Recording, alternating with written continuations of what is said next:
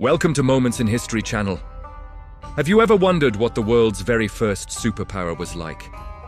It wasn't Rome, and it wasn't Greece. Long before them, an empire rose that was so vast, so powerful, and so brilliantly managed that it literally set the standard for every empire that followed.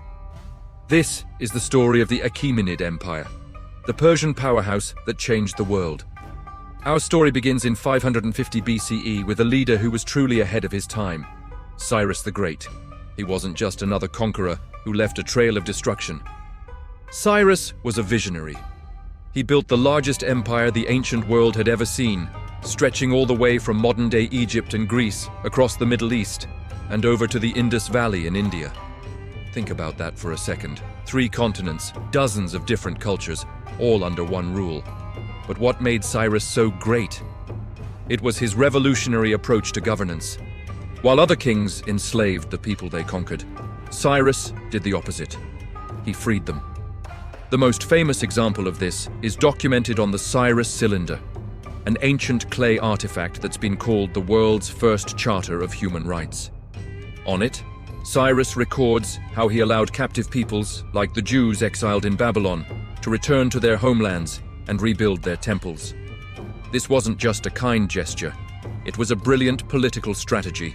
By respecting local customs, religions, and traditions, Cyrus earned the loyalty of his diverse subjects, creating a stable and peaceful empire. He understood that true power wasn't about ruling with an iron fist, but about winning hearts and minds. After Cyrus laid the foundation, another legendary ruler took the throne and elevated the empire to new heights. Darius I, also known as Darius the Great.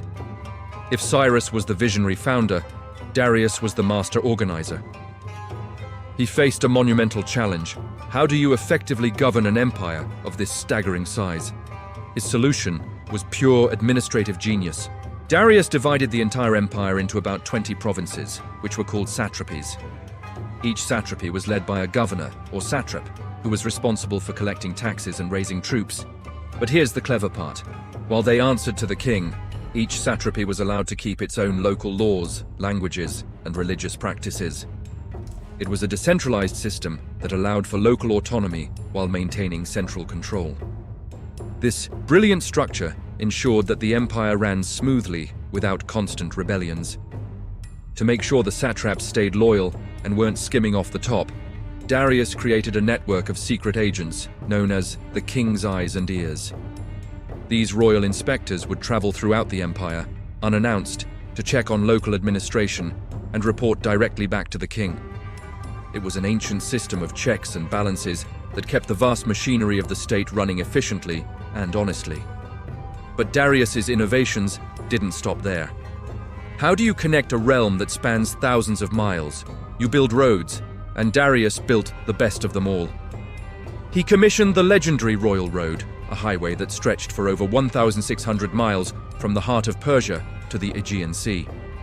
This wasn't just a dirt track, it was a sophisticated network with relay stations every 15 to 20 miles. Royal couriers could swap for fresh horses at these stations, allowing them to cover the entire length of the road in just 7 to 9 days. To put that in perspective, a normal traveler would take about 3 months to make the same journey. This postal system, the Angarium, was so fast and reliable that it became legendary. The Greek historian Herodotus famously wrote of these Persian messengers, "Neither snow, nor rain, nor heat, nor gloom of night stays these couriers from the swift completion of their appointed rounds." Sound familiar? It should. That's the unofficial motto of the United States Postal Service, inspired by an empire from 2,500 years ago. This incredible road network wasn't just for messages. It was the lifeblood of the empire's economy. It facilitated trade on an unprecedented scale, allowing goods, ideas, and people to move freely across the vast territory. To further boost the economy, Darius introduced a standardized currency, the gold daric and the silver siglos. Before this, trade was a messy barter system or involved weighing chunks of precious metal. With standardized coins that had a guaranteed value across the entire empire, commerce exploded.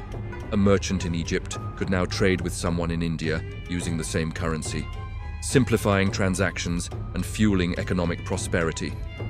And where was the heart of all this wealth and power? At the magnificent ceremonial capital, Persepolis. This city wasn't just an administrative center, it was a breathtaking symbol of the empire's might and diversity. Built on a massive terrace, its palaces were adorned with intricate carvings and reliefs that showcased delegations from every corner of the empire. Ethiopians, Indians, Scythians, Greeks, all bringing tribute to the Persian king.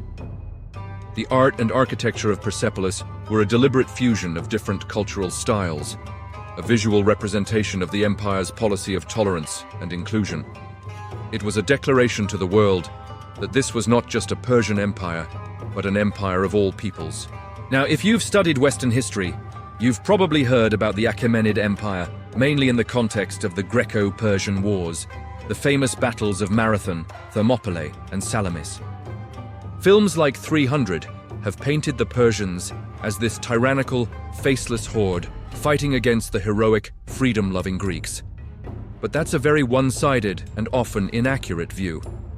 While the wars were certainly a pivotal moment in history, they don't define the Achaemenid legacy. The true legacy of the Achaemenid Empire is its incredible model for imperial administration. The concepts of satrapies, a professional civil service, a standardized currency, and a vast infrastructure network were revolutionary. These ideas didn't die with the empire. When Alexander the Great conquered the Achaemenid Persians in 330 BCE, he was so impressed by their system that he adopted much of it for his own empire. He kept the satrapy system, maintained the road network, and even encouraged his generals to marry Persian noblewomen to merge the cultures. The influence didn't stop with Alexander. Later empires, including the mighty Roman Empire, borrowed heavily from the Persian playbook. The Romans' provincial system, their extensive road network, and their use of a common currency all have echoes of the Achaemenid model. Even later, Islamic caliphates that rose in the same region continued to use Persian administrative techniques for centuries. So, the Achaemenid Empire wasn't just a fleeting moment of conquest. It was a foundational civilization that created a blueprint for how to run a multi-ethnic, multi-religious superpower. Its emphasis on tolerance, infrastructure, and efficient bureaucracy set a standard for governance that would resonate through millennia. From the concept of human rights to the motto of your local post office, the legacy of Cyrus and Darius is still with us today, often in ways we don't even realize. It's a powerful reminder that history is often more complex and fascinating than the simple stories we're told. The world's first superpower wasn't just built on military might, it was built on brilliant ideas, and those ideas have proven to be more enduring than any army. Thanks for watching. If you found this journey back in time interesting, don't forget to like, subscribe to Moments in History channel, and hit that notification bell for more deep dives into the empires that shaped our world. See you in the next video.